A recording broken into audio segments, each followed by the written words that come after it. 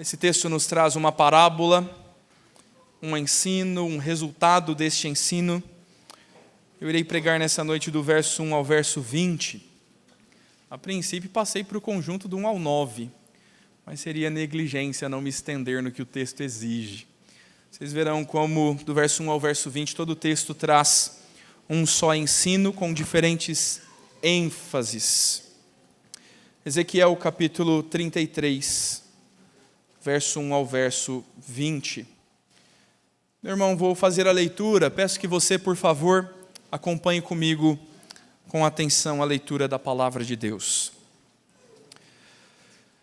Veio a mim a palavra do Senhor dizendo: Filho do homem, fala aos filhos de teu povo e dize-lhes: quando eu fizer vir a espada sobre a terra, e o povo da terra tomar um homem em seus limites, e o constituir por seu atalaia, e vendo ele que a espada vem sobre a terra, tocar a trombeta e avisar o povo, se aquele que ouvir o som da trombeta não se der por avisado, e vier a espada e o abater, o seu sangue será sobre sua cabeça. Ele ouviu o som da trombeta e não se deu por avisado, o seu sangue será sobre ele. Mas o que se dá por avisado salvará a sua vida. Mas, se o atalaia vir que vem a espada e não tocar a trombeta, e não for avisado o povo, se a espada vier e abater uma vida dentre eles, este foi abatido na sua iniquidade, mas o seu sangue derramarei do atalaia. A ti, pois, filho do homem, te constituí por atalaia sobre a casa de Israel. Tu, pois, ouvirás as palavras da minha boca e lhes darás aviso da minha parte. Se eu disser ao perverso, ó perverso, certamente morrerás, e tu não falares para avisar o perverso do seu caminho, morrerá esse perverso na sua iniquidade, mas o seu sangue eu derramarei de ti. Mas se falares ao perverso para avisar do seu caminho, para que dele se converta, e ele não se converter do seu caminho, morrerá ele na sua iniquidade, mas tu livraste a tua alma.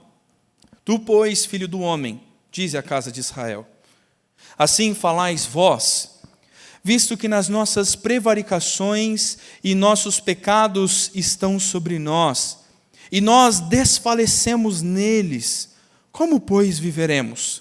Dize-lhes: tão certo como eu vivo, diz o Senhor, não tenho prazer na morte do perverso, mas em que o perverso se converta do seu caminho e viva.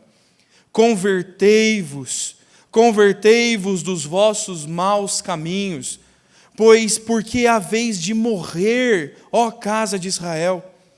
Tu, pois, filho do homem, dize aos filhos do teu povo: a justiça do justo não o livrará no dia da transgressão. Quanto à perversidade do perverso, não cairá por ela no dia em que se converter da sua perversidade, nem o justo pela justiça poderá viver no dia em que pecar. Quando eu disser ao justo que certamente viverá, e ele, confiando na sua justiça, praticar iniquidade, não me virão à memória todas as suas justiças, mas a sua iniquidade que pratica, ele morrerá. Quando eu também disser ao perverso: certamente morrerás, e ele se converter do seu pecado, e fizer juízo e justiça, e restituir este perverso o penhor, e pagar o furtado, e andar nos estatutos da vida, e não praticar iniquidade, certamente viverá, não morrerá. De todos os teus pecados que cometeu, não se fará memória contra ele. Juízo e justiça fez, certamente viverá. Todavia os filhos do teu povo dizem: não é reto o caminho do Senhor, mas o próprio caminho deles é que não é reto. Desviando-se o justo da sua justiça e praticando a iniquidade, morrerá nela. Convertendo-se o perverso da sua perversidade e fazendo juízo e justiça, por isso mesmo viverá. Todavia vós dizeis: não é reto o caminho do Senhor, mas eu vos julgarei, cada um segundo os seus caminhos. ó casa de Israel. Vamos orar mais uma vez, irmãos. Pai de amor, diante da Tua palavra nós estamos. E a revelação do Senhor ao profeta Ezequiel, o que exorta os israelitas. É o profeta Ezequiel manifesto a nós e deve exortar o nosso coração. Senhor, oramos, Pai, porque tal tarefa é dura demais para nós. É impossível, Deus, ao nosso raciocínio nos convertermos sem a ação do Teu Espírito, nos voltarmos para o Senhor sem a Tua misericórdia operada em nós. Por isso pedimos, Deus, muda os nossos corações, nos transforma a estatura de Cristo, nos ajuda e nos sustenta, porque jamais poderíamos mudar por nós mesmos. Ensina Teu povo, Senhor, nos confronta nos nossos pecados em que andamos confortáveis, nos consola nas nossas dores e preocupações, nos conduz a Cristo, Deus, é o que nós pedimos. No nome de Cristo Jesus é que fazemos. Amém, Senhor. Meu irmão, você conhece Tilly Smith? É um nome brasileiro, né? Bem guarulhense esse nome, né? Tilly Smith. Conhece a Tilly Smith? Ah, meu irmão, esse nome ele é inesquecível para algumas pessoas. Algumas pessoas se lembrarão deste nome desde o ano de 2004 até o dia em que morrerem. E quando estiverem prestes a morrer, talvez por doenças e revendo sua vida, serão gratos a Tilly Smith pelo que fez. E você deve estar perguntando, quem é esta? Tilly Smith é uma jovem nascida no Reino Unido, uma jovem comum, estudava num colégio comum, visitava suas aulas de geografia, crianças, jovens, aulas de geografia, uhul! Ninguém me acompanha nas aulas de geografia. Tenho certeza que o Free Fire faria mais sucesso. Essa jovem foi de férias para a Tailândia, esteve na praia de Mai Khao, lugar bonito, hein, meu irmão, com força. Sol quente, um dia bonito. E Tilly Smith passeava pela praia. Até que essa jovem passou a perceber um comportamento estranho da natureza. A maré estava um pouco mais baixa que o normal. Havia uma preocupação das pessoas, mas como o mar recuou, todo mundo descia para buscar umas conchinhas a mais, sabe? E a Tilly, uma boa aluna de geografia na vida comum que vivia no Reino Unido, ela percebeu que aquilo que o seu professor havia ensinado há 2 semanas antes estava acontecendo. Aquele era o prenúncio natural do terremoto que trouxe o maremoto sobre a Tailândia no ano de 2004. A Tilly Smith, quando percebeu que essas coisas eram de fato todos os sintomas de um maremoto que se tornaria, ela correu e ela e a família avisaram cada uma das pessoas na praia, 10 anos de idade. Imagina se você fosse o pai, meu irmão. Sua filha de 10 anos de idade dizendo, pai, isso é um maremoto, eu vi na escola. E você fala, vai beber Coca-Cola, menina. Como? Sabe assim? E você fala, realmente isso está estranho. Os pais ouviram. E ela e os seus pais saíram alertando todas as pessoas e ordenando que elas fugissem. Eles foram até o lugar, o resort onde eles estavam alojados e alertaram. E então houve um toque de emergência naquela praia. E de toda a destruição de você que assistiu esse episódio do Fantástico depois do culto,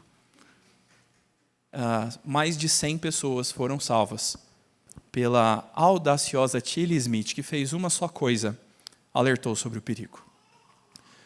Meu irmão, Ezequiel, o profeta, está fazendo o seu ofício.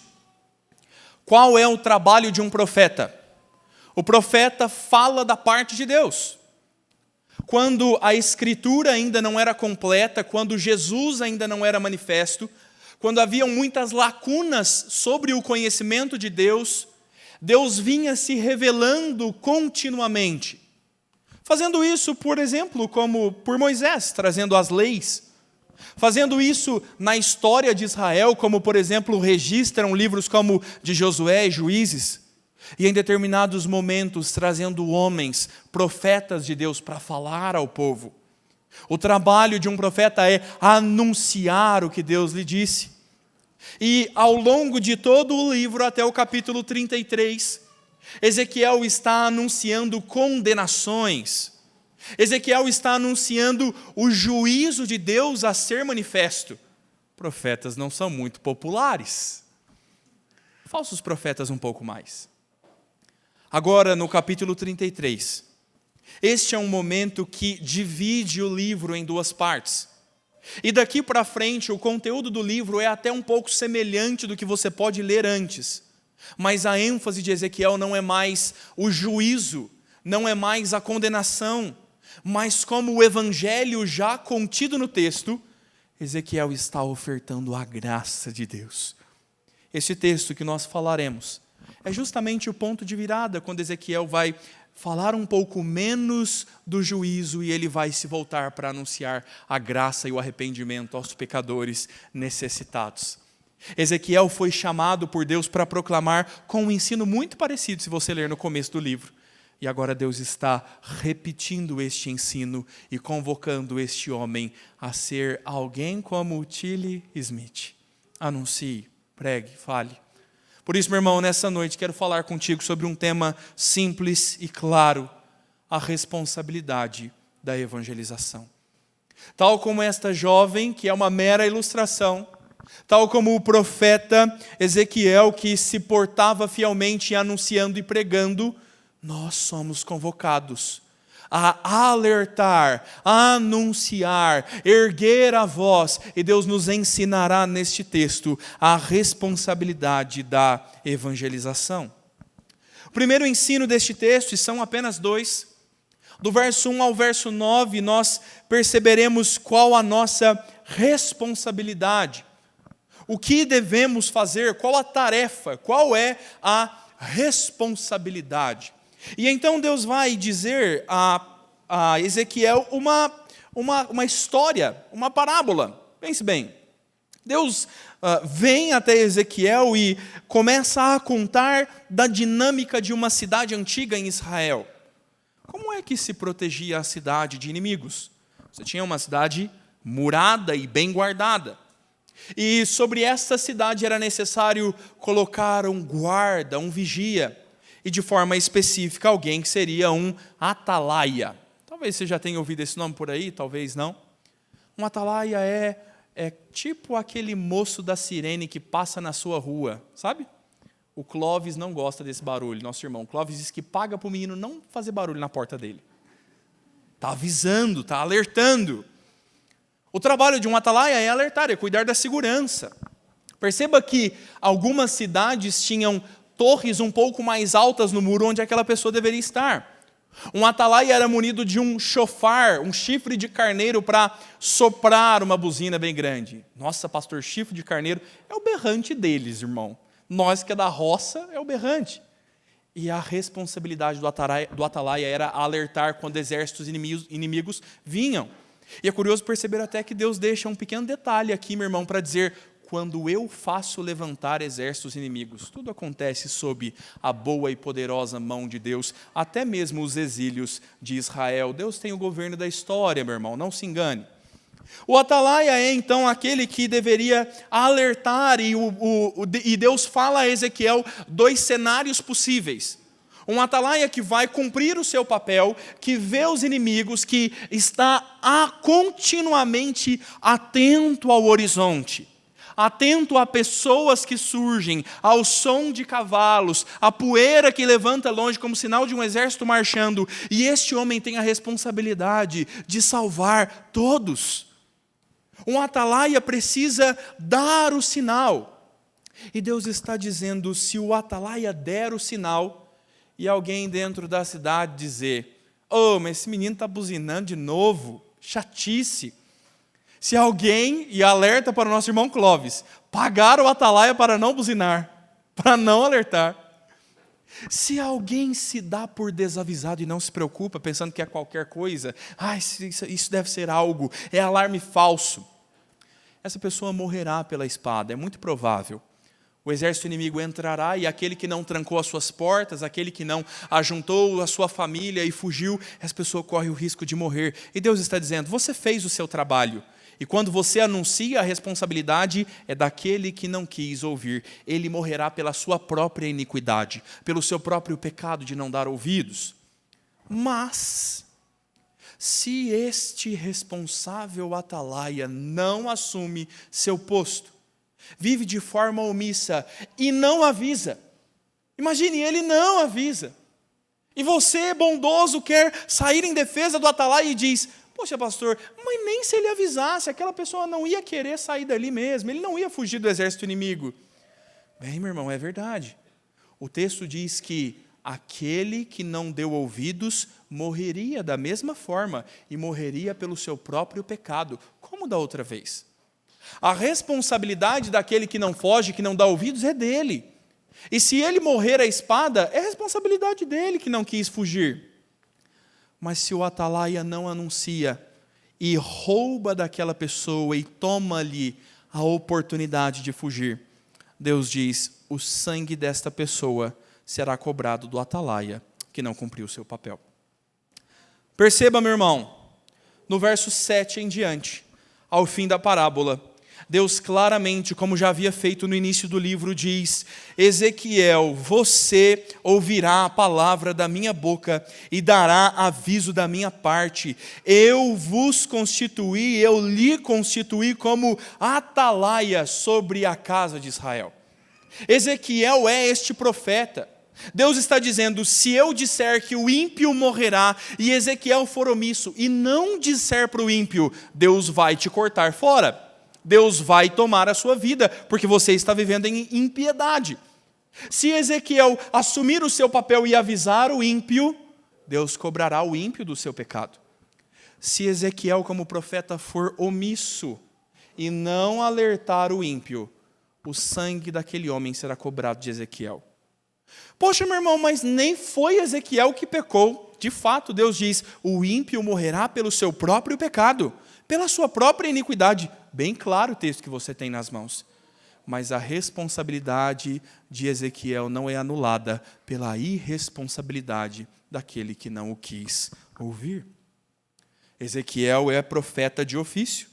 Ezequiel é, como a gente gosta de dizer, boca de Deus. E deveria falar, e deveria pregar e anunciar. Essa é a sua vocação. Se ele assim fizer, o Senhor diz, assim você terá salvo a sua vida. Meu irmão, este texto é bem simples. Eu julgo este texto quase que autoexplicativo, quando você tem a oportunidade de no seu lar abrir a Escritura e ler. Esta é a graça de Deus, a interpretação pela ação do Espírito Santo e trechos da Escritura claros como este. Talvez você não se veja no papel de Ezequiel. Talvez Deus não lhe fez um profeta. E talvez nós estejamos ainda mal influenciados pela ideia de que profeta é aquele que adivinha o futuro. Profeta é aquele que adivinha o número do teu CPF. Profeta é aquele que adivinha que você no futuro vai se casar com a Joana ou a Teresa. Mas profeta nunca adivinha o futuro que você vai ser demitido e perder o sustento da sua casa, né? Normalmente essas profecias não vêm. Ezequiel não é como nós mais. Deus, irmãos, não vai mais levantar profetas. Por quê? Livro de Hebreus, capítulo 4, versículo 1. Hebreus nos diz, Deus falou aos pais de muitas maneiras pelos profetas. No Antigo Testamento não se havia a escritura completa. Não se havia o conhecimento do Messias, Cristo. Portanto, era necessário que Deus usasse de outros métodos, inclusive os profetas. E Hebreus vai dizer assim, mas agora, nos últimos tempos, Deus nos falou pelo Filho. Cantaremos, irmãos, logo mais tarde, Ele é a exata expressão de Deus. Ele é a manifestação da glória de Deus. Ele é o ápice e o ponto máximo de se conhecer a glória. E diz João, vimos a glória de Deus, Cristo. E o que então haveria para nós, igreja, após o Novo Testamento? Tão importante, que Deus nunca revelou pela palavra.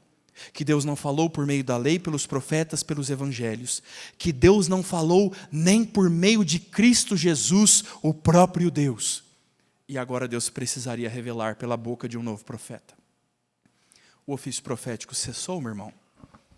Mas pastor, Paulo fala do dom de profecia. Sim, nós não somos mais profetas por ofício.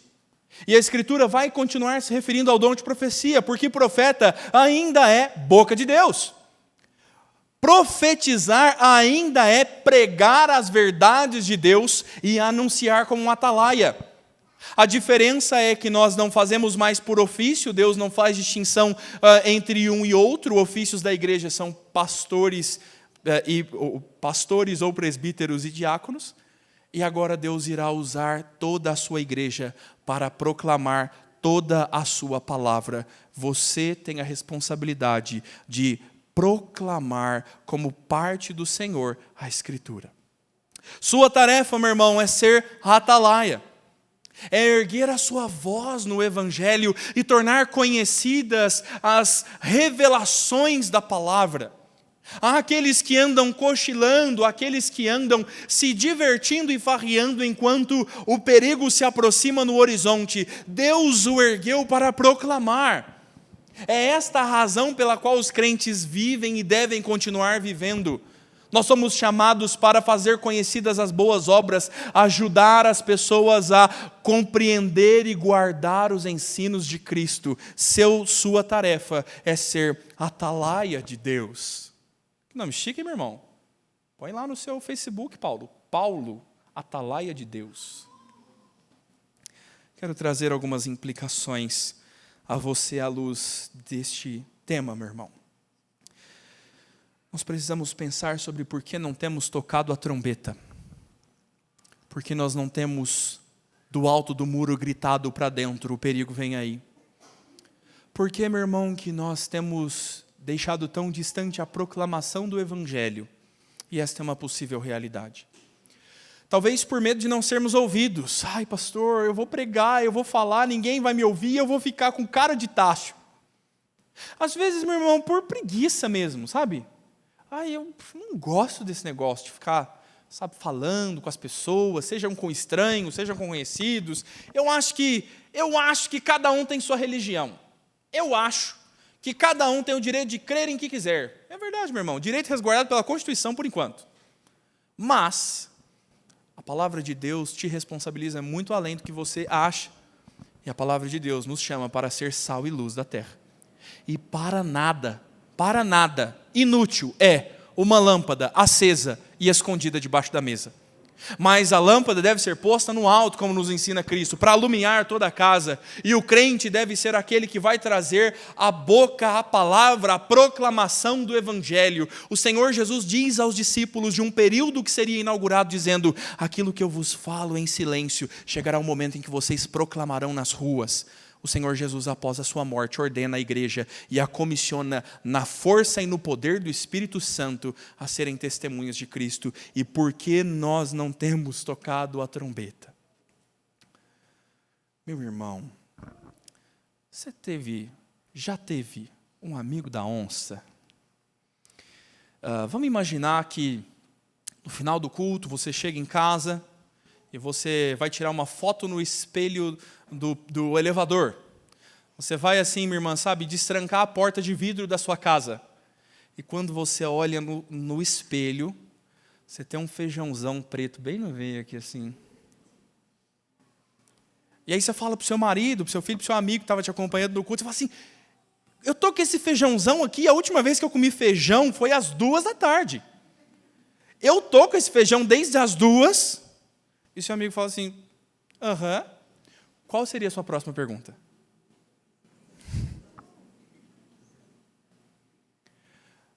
Se você, meu irmão, se você tem o Evangelho de Cristo, se você tem o conhecimento da revelação do Filho de Deus, se você conheceu boas novas de salvação que redimem o mais duro pecador, Se você começou a entender que Deus te criou, que Deus te formou, Deus te deu um propósito e uma razão de existir neste mundo, e agora a sua alma se deleita em Deus, e você não vive mais procurando a aprovação dos outros, tentando merecer a salvação pelos seus pecados, você encontrou o Evangelho, você descobriu que além de tudo, ele é de graça, porque Cristo já levou sobre si os pecados. Imagine alguém olhando nos teus olhos e dizendo: por que você não me avisou? Meu irmão, por que temos guardado aquilo que há de mais precioso? E nós nos apressamos para publicar as nossas férias, para avisar para todos que eu mudei e agora eu moro numa travessa da Alameda Iaiá. Estou chique, irmãos. Nós queremos contar boas novas o tempo todo e nós deixamos de lado o Evangelho do Reino de Deus, que é o que deveria ocupar os nossos lábios em todo o tempo como bons atalaias. Meu irmão, precisamos avisar, precisamos falar. Talvez você me diga: pastor, mas eu não vou ser ouvido, o mundo é mau, as pessoas são más. Meu irmão, deixe-me falar. Se você não vai ser ouvido, então pregue, porque aí a responsabilidade deixa de ser sua.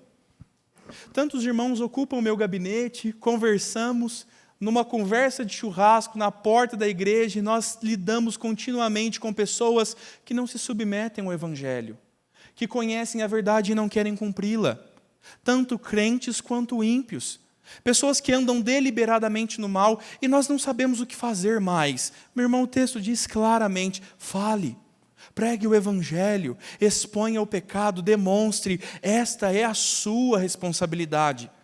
Este é, meu irmão, um conforto da sua alma. Quem convence é o Espírito Santo de Deus, nos diz a Escritura. Ele é que traz à tona o convencimento do pecado, da justiça e do juízo. Seu trabalho é proclamar, meu querido.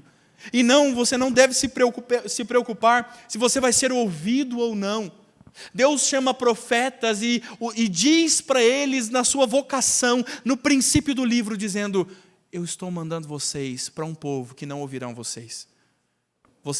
Vocês pregarão e não serão ouvidos. Por que pregar então, Senhor? Porque a palavra de Deus produz cheiro de vida para a salvação e cheiro de morte para a condenação. A palavra de Deus responsabiliza.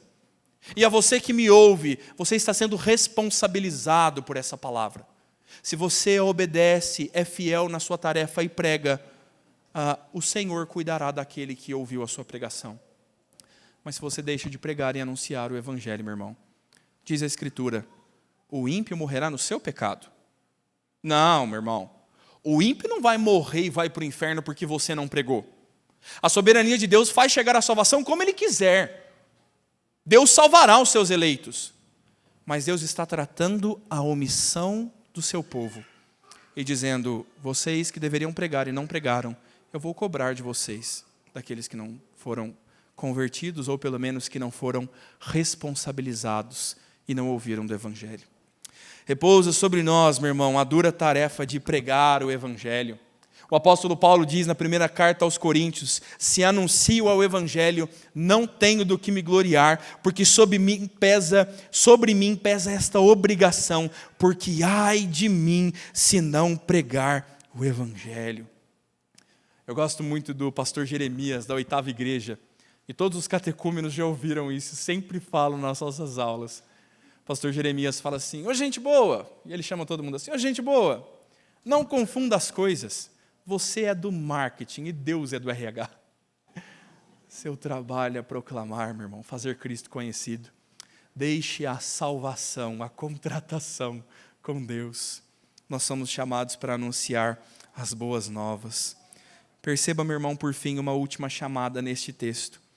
Perceba o conteúdo dessa proclamação.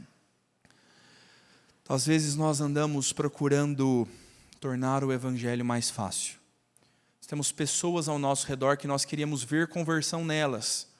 Pessoas que nós pensamos: como eu queria, Senhor, que este pai, que este irmão, que este meu filho, que este meu amigo de infância, como eu queria, Senhor, que essa pessoa entendesse as verdades do Evangelho, mas eu não sou ouvido. Às vezes nós nos damos a estas preocupações e nós pensamos assim: bem, mas e se eu ajudar um pouquinho? E se eu tornar o evangelho um pouco mais palatável? E se eu ensinar para o meu filho que se ele seguir a palavra de Deus, e se ele for em todas as escolas dominicais, ele vai receber uma grande bênção, e Deus vai fazer ele passar na federal?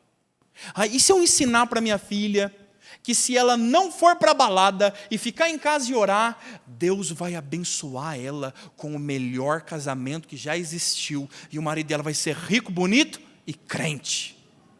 E nós queremos às vezes fazer promessas que o evangelho não faz. Nós temos assim, sabe, amigos que nós sabemos que a verdade os confronta. Amigos que têm pecados de estimação e nós dizemos, eu não posso apresentar o evangelho porque ele peca. Se eu apresentar o evangelho e mostrar na Bíblia que é pecado, ele vai fugir do evangelho. E aí a gente está sempre querendo dar uma mãozinha. Senhor, tua palavra é muito dura, eu vou dar uma maciada para entregá-la. Quem sabe assim, eu ajudando o Senhor, amaciando a tua lei que é tão dura, esta pessoa se converta. Meu irmão, a palavra de Deus nos diz que o anúncio é de morte. O anúncio do evangelho, inicialmente, é a lei que condena o pecado. A palavra do atalaia não é, gente, vamos lá, todos vão nos salvar e ninguém vai morrer. Não é essa a pregação do atalaia. A pregação dele é, vem um exército no horizonte, eles vão arrasar a nossa cidade e muitos vão morrer, os prudentes que corram. A mensagem do evangelho é dura. A mensagem do evangelho é o anúncio da destruição. A mensagem do evangelho incomoda mesmo, meu irmão. E é isso que a lei de Deus faz. E por isso nós precisamos evangelizar, começando pela lei do Senhor e expondo os pecados. E nós devemos tão somente colocar as pessoas diante de Deus. Eu não estou te convidando nessa noite a ser um juiz de ninguém. Eu estou te convidando a expor a palavra. Coloque os 10 mandamentos em frente àqueles que você precisa proclamar a verdade. Mostre-os o caráter perfeito de Deus que cumpre cada um daqueles mandamentos. E pergunte a eles, quão justo você é à luz desses mandamentos? Quantos desses você já obedeceu e desobedeceu? Quão perfeito você é em obediência a estes mandamentos? Confronte-os com a palavra de Deus. A Bíblia é que acusa os pecados. A Bíblia é que expõe o coração. Você não tem o trabalho de melhorá-la, você tem o trabalho de expor a Escritura. E Deus fará por si mesmo. Sabe por quê, meu irmão? Porque quando pecadores entendem a profundidade do seu pecado, quando os homens, pela ação do Espírito Santo, compreendem o quão duro e quão mau é o seu coração, eles podem encontrar, e somente encontrar em Cristo, só em Cristo, a graça que lhes é necessária. O seu trabalho é conduzi-los a Cristo. O seu trabalho é dar a péssima notícia de você está em condenação por causa do seu próprio pecado. E você trazer essa verdade acompanhada de, mas Cristo é o Redentor das nossas almas e Ele morreu por todo aquele que nele crê, para que tenha vida eterna e não pereça. Esse é o nosso trabalho.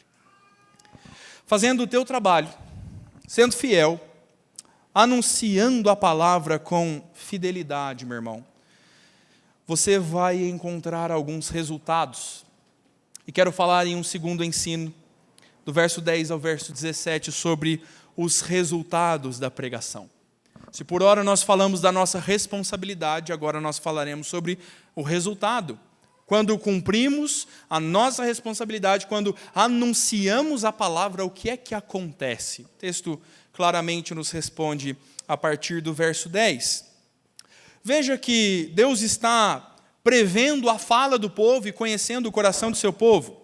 No verso 10, Deus diz que a casa de Israel, que os israelitas andam dizendo assim, visto que as nossas transgressões e os nossos pecados, os nossos próprios pecados estão sobre nós, nós estamos desfalecidos pelos nossos pecados. Como poderemos viver? Olha, meu irmão, eis aqui entre os israelitas, aqueles que ouviram a proclamação ou que ouvirão a proclamação pela boca de Jeremias e que terão convicção de que são pecadores. E eles perguntam, nós somos profundamente pecadores, que é que nós vamos fazer? Deus lhes responde: tão certo como diz o Senhor, não tenho prazer na morte do ímpio, mas em que o ímpio se converta do seu caminho e viva. O que é que faremos? Deus passa a explicar: eu não quero que vocês sejam condenados. Meu irmão, Deus não tem prazer no pecado do homem. Deus abomina o pecado e não se alegra nele. Talvez a inquirição do seu coração seja: se Deus pensa assim, por que Deus não perdoa a todos? Por que é que Deus permite que alguns continuem no erro? Porque Deus, meu irmão, não viola a vontade da criatura. E Deus permite os homens andarem nos seus maus caminhos. Olhamos para Deus na sua vontade soberana. E nós entendemos que a vontade do desejo do Senhor não é que os homens pequem. Deus não se alegra quando você quebra a sua lei. Deus não se alegra quando você é omisso e abandona o Senhor. Deus não tem prazer no pecado e nem em condenar os ímpios. O desejo de Deus é que todos os homens sejam salvos. Mas entendemos pela Escritura que o propósito de Deus permite que alguns se percam.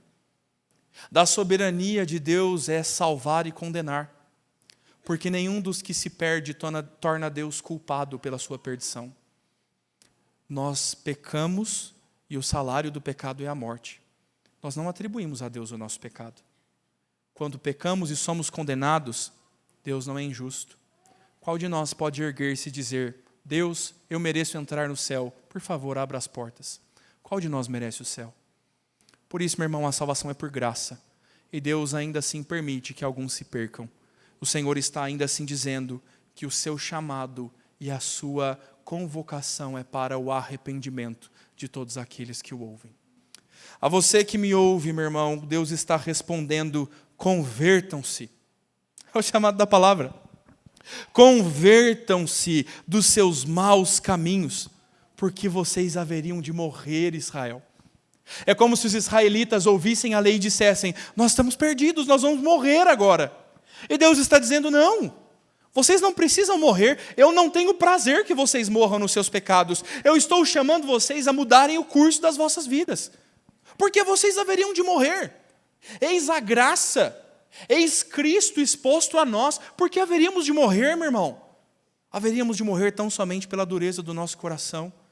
Mas se hoje ouvimos a doce voz do Salvador e o chamado a deixarmos para trás os velhos pecados e nos convertermos, nos voltando para Deus, por que haveríamos de morrer?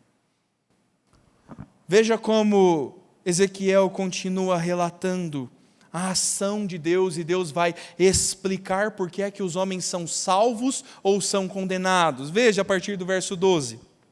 Filho do homem, diga aos filhos: a justiça dos justos não os livrará no dia da transgressão, quanto a maldade do ímpio não cairá por ela no dia em que se converter da sua maldade, nem o justo pela sua justiça poderá viver no dia em que pecar.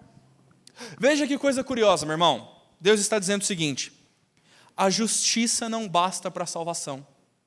Quantas obras boas você pode fazer para ser salvo? Como é que tá a balança, meu irmão? Será que alguma hora ela saiu do zero? Qual foi o dia que você acordou bom e fez tudo certo e obedeceu os mandamentos e não pecou? Como é que está assim essa soma? Sabe quando você passa no cartão e você fala: mês que vem eu acerto, e mês que vem você passa no cartão e fala: mês que vem eu acerto, e a nossa dívida só cresce? A vida do homem em pecado é isso. Deus está dizendo: o justo pela sua própria ação, ele não pode ser salvo. Não há homem, não há justo que pela prática de justiça poderá viver. As nossas justiças são trapo de imundície, para nada servem diante de Deus. E ao mesmo tempo, veja que curioso, o Senhor diz: mas ao ímpio que se converter da sua perversidade, no dia em que se converter, não cairá por ela. Aí aqui dá para dizer: aí sou eu, Jesus. Aí sou eu, Senhor.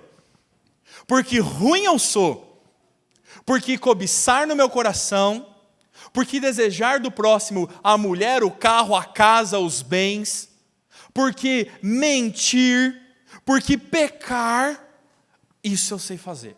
Meu coração é corrupto. E o Senhor está dizendo aos corruptos: ouçam corruptos, no dia que você, meu irmão pecador como eu, se converter dos seus maus caminhos, você não cairá pelo seu pecado. Essa é a graça de Cristo. Veja que Ezequiel expõe isso com um pouco mais de clareza, nos mostrando a insuficiência dos méritos e a graça de Deus. Porque agora no verso 13 ele vai dizer: o justo, quando eu disser que o justo viverá, e ele caindo em justiça fizer a maldade, não me lembrarei de nenhum dos seus atos de justiça, e ele morrerá por causa da transgressão que cometeu. Isso aqui é o texto que refuta a ideia de que, uma vez salvo, sempre salvo. Aí a gente ajunta com outro texto: comamos e bebamos, porque amanhã morreremos. Se você foi salvo por Cristo, pronto, estou salvo. Estou salvo. E os crentes presbiterianos, crendo decreto, predestinação, e eles disseram que eu não perco a salvação. E não perde, meu irmão, te provo na Bíblia. Não perde. Ah, pastorzão, então vamos viver regaladamente. Vamos fazer o que a gente quer. Porque eu afligiria minha alma com disciplinas e viveria lutando contra o meu pecado? Eu já fui salvo. O Senhor está dizendo: o justo que foi anunciado que será salvo, o justo que sabe que encontra a salvação em Deus e decide viver na maldade, não pense que estará impune. O resultado da salvação é uma vida de santidade, meu irmão. E Deus não nos livra de viver nela. Deus nos chama à boa e pura santificação. O justo não pense que pelas suas obras de justiça será salvo. Da mesma forma, o verso 14 diz: o ímpio, aquele que estava fadado a morrer, o Senhor diz no verso 14: se ele se converter do seu pecado, fizer o que é justo e reto, restituir o penhor, devolver o que roubou, andar nos estatutos de vida e não fizer a maldade, certamente não morrerá de todos os seus pecados, nenhum deles será lembrado que fez o que é justo e reto, certamente viverá. A pregação da palavra, meu irmão, é para os pecadores. É um chamado dos pecadores ao arrependimento e uma santa promessa. Se você se arrepender dos seus maus caminhos, e você ladrão devolver o que roubou, e você mentiroso contar a verdade, e você cobiçador se satisfazer naquilo que Deus lhe deu, a você, meu irmão, que como eu estava antes de Cristo, preso aos seus pecados, se você entender o Evangelho, a boa nova, de que Deus trará redenção na sua vida e Deus não levará em conta os seus pecados por graça, por pura bondade. Ele não te condenará pelo que você merece. Se você entender isso e viver uma verdadeira conversão, e conversão é mudança de direção, e passar a não fazer mais o que fazia, e buscar amar o Senhor e mudar a sua vida, trazendo frutos de arrependimento, resultados de que a graça operou no teu coração, certamente não morrerá, diz o Senhor. Portanto, meu irmão, agora Deus vai concluir essa ideia do verso 17 ao 20. O Senhor vai trazer um desfecho, uma conclusão repetitiva até nos dizendo: o caminho do Senhor não é reto, dizem os homens, dizem o povo. O povo que não aceita, o povo que não entende que Deus perdoa pecadores e pensa que os obedientes e justos é que devem ser salvos. Aqueles que ainda creem em salvação por obras, sabe?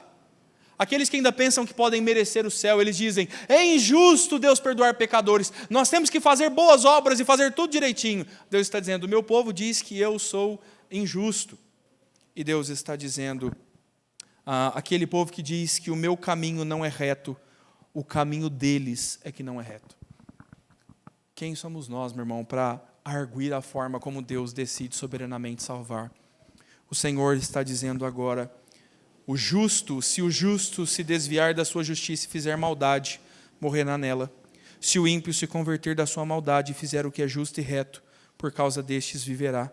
No entanto, vocês dizem: o caminho do Senhor não é reto, mas eu os julgarei, cada um segundo os seus caminhos, ó casa de Israel. Irmãos, nós não devemos pensar na injustiça de Deus. Graça é dádiva e não obrigação. Deus é sempre misericordioso e nos oferta. Talvez você, no seu assento e no teu coração, esteja pensando: poxa, Deus é mau e Deus é injusto. Não é, meu irmão, não é. E quero trazer isso não como uma longa discussão teológica, e podemos tê-la quando você quiser. Não a discussão, mas a boa prosa bíblica. Não nisso. Queria trazer ela ao teu coração. Queria trazer ela a dizer e convidando você a pensar sobre o teu próprio caminho. Você se considera justo, meu irmão? Você se considera alguém justo? Alguém bom, reto, que sempre obedece e nunca peca? Se você se considera, você está errado. Você peca. Homem santo e puro é Cristo. Se você peca, o salário do teu pecado, que é justo a ser pago, é a morte. E Deus não é injusto quando condena você ao inferno. Você que me ouve, você acha que merece o céu? Ou talvez nós mereceríamos o inferno por causa das nossas maldades? O Senhor não é injusto quando assim usa da sua soberania. Mas, irmãos, da mesma forma, Deus oferece a cada um de nós da sua graça. Deus nos oferece e aquilo que não era manifesto a Ezequiel é manifesto a nós agora. Aquele que Ezequiel não conheceu, nós conhecemos. E nós podemos olhar para a palavra e pensar que Cristo é aquele que pagou um alto preço. Meu irmão, teu pecado custa a morte. Deus não anulou essa dívida, Deus não rasgou a folhinha. Um juiz é injusto quando ele não concede a pena. E eis aí os crentes brigando por causa de juízes no Brasil. Um juiz é injusto quando ele não dá a justa condenação. E se você pecou, você merece a morte. E se você merece a morte, Deus não irá rasgar esta cédula porque ele seria injusto. Como é que Deus poderia resolver esse problema? Este é Cristo. Este é Cristo, meu irmão.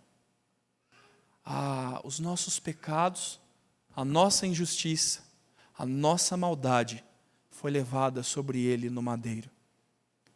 A pergunta de alguns, por que é que Cristo tinha que morrer? Cristo tinha que morrer porque o salário do pecado é a morte.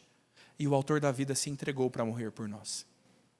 Aquele que não cometeu o pecado, aquele que não merecia, ele assumiu o nosso lugar que merecíamos. Para nos ofertar agora a sua graça e dizer, se convertam porque eu perdoo os seus pecados. Se arrependa e traga como resultado do teu arrependimento frutos, mudança de vida, e eu perdoo o teu pecado. Esta é a boa nova, meu irmão. É este o grande chamado à conversão. Talvez a maioria de nós que aqui estamos já sejamos convertidos. Talvez o João fala, pô pastor, fui batizado na última leva, pelo meu pai que é pastor também. Irmãos, quantos caminhos maus ainda há no nosso coração e precisamos ouvir a voz do Salvador dizendo, ei, eu estou aqui, eu não estou lá, mude de direção, se converta para mim. Convertei-vos a mim e eu me voltarei para vós outros, é o que diz o Senhor nosso Deus. É o chamado, meu irmão, para deixar os teus pecados. A tua fama de justo não serve para nada. A tua fama de crente fiel e ostentador de boa religião, para nada. Se você no teu coração não ama Cristo, se você não vive em justiça. Ai dos religiosos, ai dos que se chamam justos, e diz o Senhor, os justos que vivem pecando em maldade serão condenados. Mas meu irmão, me deixe te dizer uma outra coisa. Você que é conhecido como alguém que peca, você que sabe que no íntimo do teu coração você é depravado, você é miserável, você que entende a sua condição e sabe da profundidade do teu pecado, este evangelho diz, se arrependa e se volte, certamente viverá. Esta é a promessa da graça de Cristo. Este é o evangelho do Senhor Jesus. É Cristo o homem que levou sobre nós no madeiro os nossos pecados, para que nós pudéssemos nos voltar a Deus e encontrar justiça em si. Meu irmão, pense ainda mais. Quero lembrá-lo de um texto bíblico que nos diz em Gálatas capítulo 6 que ninguém se engane. De Deus não se zomba, aquilo que o homem semear, isto também ceifará. Quem semeia para a sua própria carne, da carne colherá corrupção. Mas quem semeia para o Espírito, do Espírito colherá a vida eterna. Ah, meu irmão, eu espero ser inocentado por Deus e espero ter feito a minha parte de atalaia. E poder dormir tranquilo essa noite falando: Senhor, eu anunciei a Tua palavra aos irmãos. E você que me ouve, meu irmão, Deus há de cobrá-lo. Deus há de requerer das suas mãos como você tem vivido a sua vida. Você que está da parte de dentro dos muros, quão disposto está a se voltar do seu coração e deixar a vida regalada, deixar a vida preguiçosa, deixar a vida omissa? Quão disposto você está a mudar a direção do teu coração e incliná-lo para Deus, e se arrepender dos seus maus caminhos e encontrar perdão gratuito em Cristo? Este é o chamado para você, meu irmão. Este é o chamado do arrependimento. Este é o chamado da ceia do Senhor que partilharemos. Traga teu coração, meu irmão, se arrependa dos seus pecados, para juntos tomarmos da ceia. Por fim, meu irmão, uma boa e uma má notícia. Qual você quer primeiro? A má, pastor. A maioria pensa assim, né? Eu, pelo menos. A má notícia, meu irmão, é que os teus pecados te condenam ao inferno e é tudo que você merece. A má notícia, meu irmão, é que as nossas obras de justiça não bastam. Quantas cestas básicas a gente poderia dar para pagar um assassinato que a gente cometeu? Quantas boas ações você poderia fazer para merecer o céu? Nossas obras de justiça não bastam. Essa é a má notícia, meu irmão. A boa notícia é que Deus sabe. Deus sabe que a sua maldade é grande. Mas o Senhor está dizendo, ainda que seja grande a sua maldade, se você se arrepender, há um Cristo. Há um homem que se entregou por nós. Há aquele que trouxe nas suas costas o madeiro. Há aquele que sofreu profunda agonia desde o Getsêmani, sabendo o que viria adiante. O Senhor Jesus, meu irmão, é Ele quem voluntariamente se entregou por nós. É Cristo quem é carregado à praça e julgado pelos homens e condenado como ímpio. Ele não era, nós éramos, é Ele. É Ele que ouvimos na devocional desta manhã pelo nosso irmão Jefferson, que foi humilhado. É Ele que se submeteu ao julgamento de homens maus como Pôncio Pilatos. É Ele que, na sua humilhação, se pôs com pecadores, foi traído, foi abandonado pelos seus discípulos, até o corajoso Pedro, que prometeu, não cumpriu a sua promessa. É este o Cristo, meu irmão, que, como ovelha muda, foi levada ao matadouro. É este o Cristo que sofreu açoites e condenações nas suas costas, aqueles que nós merecemos, nós somos maus, Ele não. O Senhor Jesus, sendo chicoteado, sendo-lhe trazido um manto púrpura e posto sobre os seus ombros, uma coroa de espinhos sobre a sua cabeça em forma de deboche da coroa de ouro que deveria ocupar de um rei, é esbofeteado no rosto e leva socos e tapas no seu rosto. E os homens cospem no rosto de Cristo, dizendo: adivinha aí quem foi que te bateu? Não és tu o rei dos judeus? Dizem quando ele é levantado sobre o madeiro. Para todos aqueles, um homem sujeito ao escárnio, para nós a maior obra de salvação. É Cristo que sofreu todas essas coisas.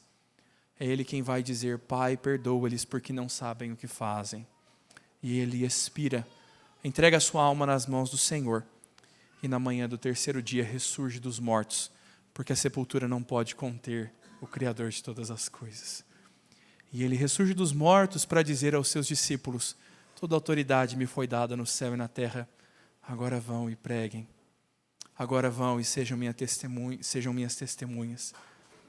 Sejam minhas testemunhas por todos os lugares. E eis que estarei convosco todos os dias, até a consumação dos séculos, é a promessa de Mateus 28. Meu irmão, nos voltemos para Cristo nesta noite. Nos voltemos em obediência para proclamar. Nos voltemos em arrependimento para nos convertermos e encontrar salvação. Que Deus nos dê graça. Quero convidar os nossos irmãos do conjunto, também o conselho, para se colocar à frente. Podem vir, queridos. E nós vamos, neste momento, partilhar desta última memória narrada, Cristo Jesus pendurado no madeiro. Participaremos da ceia do Senhor, meu irmão, do corpo e do sangue de Cristo, vertidos e anunciados agora na ceia do Senhor, para nossa lembrança, para a esperança também futura de que Ele voltará. Vamos orar a Deus, vamos levar nosso coração ao Senhor e assim nos prepararmos para o sacramento da ceia. Baixe sua cabeça, feche seus olhos, vamos orar a Deus. Pai de amor e de bondade, nós queremos te dar graças, Deus, pela tua palavra, pelos ensinos que ela por si mesma produz, pelo texto que é inspirado e fala aos nossos corações, porque o Senhor é bom, Pai. E nós queremos agradecer, Deus, porque o Senhor não nos deixa na ignorância do nosso pecado. O Senhor nos ama e prova do teu amor é nos manifestar uma salvação gratuita que nós nunca merecíamos, Pai. Por mais que vivêssemos sobre a terra, os nossos anos acumulariam pecado sobre nós e nunca seríamos capazes de pagar, Pai. E o Senhor, por inteira gratuidade, sem nenhuma obra de mérito nosso, nos entregou a salvação por meio do Filho, o próprio Deus vertendo seu sangue na cruz por nós. Nós queremos, Deus, louvar ao Senhor por isso. Queremos te agradecer, Pai, não só pela obra de Cristo, mas pelos servos e fiéis atalaias que gritaram nos muros e nós conhecemos o Evangelho. Obrigado por aqueles que nos evangelizaram, Senhor. Livraram a nossa alma da morte, foram instrumentos do Senhor. E queremos orar, Deus, para que o Senhor nos levante nesta noite como crentes fiéis e verdadeiros proclamadores da tua palavra. Nos ajuda, Senhor, a erguer a dura mensagem de que morte e destruição virão sobre aqueles que estão em pecados e trazer com isso a graciosa mensagem de que arrependimento e conversão são o convite para todos aqueles que querem encontrar salvação em Cristo. Nos ajuda, Senhor, na nossa tarefa. Neste momento, Senhor, pedimos que o Senhor nos fortaleça por meio do sacramento da ceia, na instituição do que o Senhor nos ensina, dizendo que é o teu corpo e o teu sangue vertido por nós, que de fato, Senhor, a memória da cruz nos conduz a maior arrependimento, que a esperança do céu nos conduza a um maior anúncio. Sustenta a tua igreja, é o que nós oramos em nome de Jesus. Amém. Irmãos, a palavra de Deus no livro de Mateus capítulo 26, a partir do verso 26 nos diz assim: Enquanto comiam, tomou Jesus um pão e abençoando-o partiu e deu aos discípulos dizendo: Tomai, comei, isto é o meu corpo. A seguir tomou o cálice e tendo dado graças, o deu aos discípulos dizendo: Bebei dele todos, porque isto é o meu sangue, o sangue da nova aliança derramado em favor de muitos para a remissão de pecados. E digo-vos que desta hora em diante não beberei deste fruto da videira, até aquele dia em que hei de beber novo convosco no reino de meu Pai.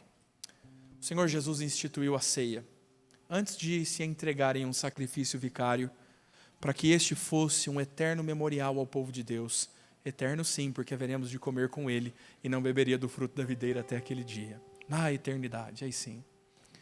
Meu irmão, o cálice é cálice, nós não somos canibais comendo o corpo de Cristo. Essas coisas não se transformam. Esta é a presença espiritual de Cristo no sacramento da ceia. Este é o Cristo que nos salvou, nos alcançando por sua graça mais uma vez. Você que está em pecado, meu irmão, não se abstenha da ceia, se abstenha do pecado. Deixe o pecado para trás e tome da ceia e encontre graça em Cristo. Os nossos irmãos presbíteros vão servir a igreja.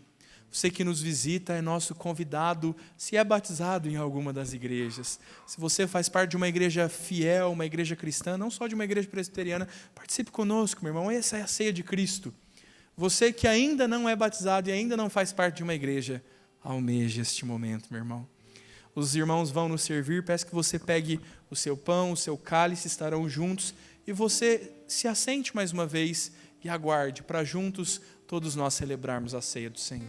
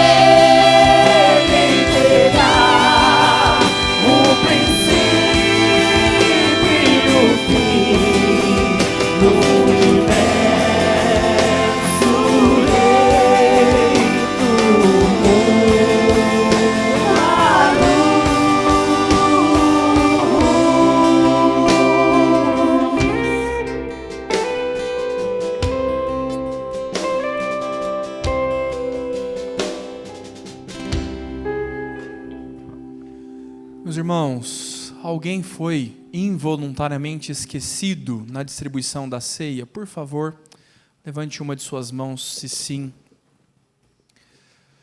Sendo assim, meus irmãos, na noite em que o Senhor Jesus foi traído, o Senhor Jesus tomou o pão e, tendo dado graças, ele o partiu e disse: este é o meu corpo que é partido por vós, comei dele todos.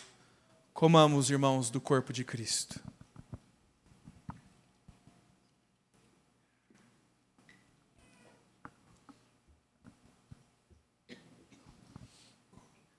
Pai amado, Pai querido, muito obrigado, Deus, por ser o pão da vida em nossas vidas, ó Deus. Muito obrigado, Pai, pelo seu sacrifício na cruz, ó Deus. Nós não merecíamos, ó Deus. Em nome de Jesus, amém, Senhor. Da mesma forma, ele tomou o cálice e nos ensinou que este é o seu sangue vertido por nós na cruz do Calvário, sangue da nova aliança, e seria o sangue da remissão dos nossos pecados. Portanto, irmãos, bebamos todos do sangue de Cristo.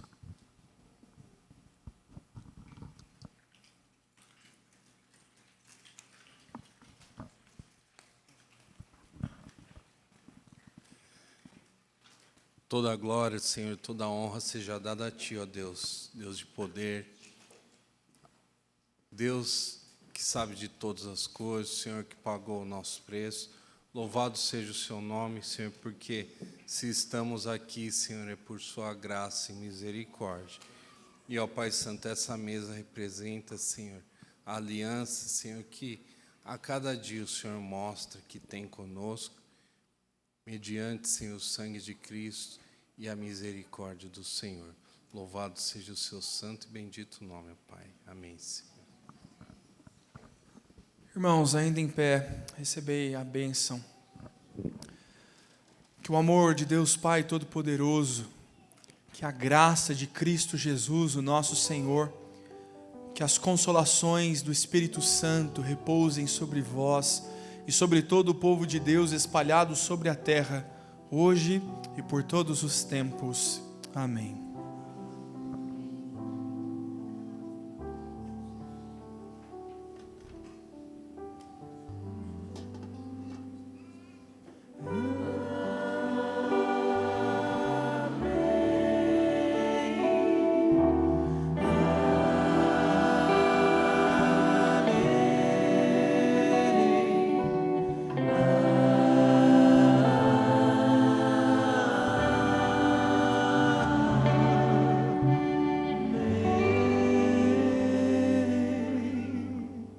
Os irmãos podem se assentar, nós vamos ouvir o pós-lúdio pelo conjunto.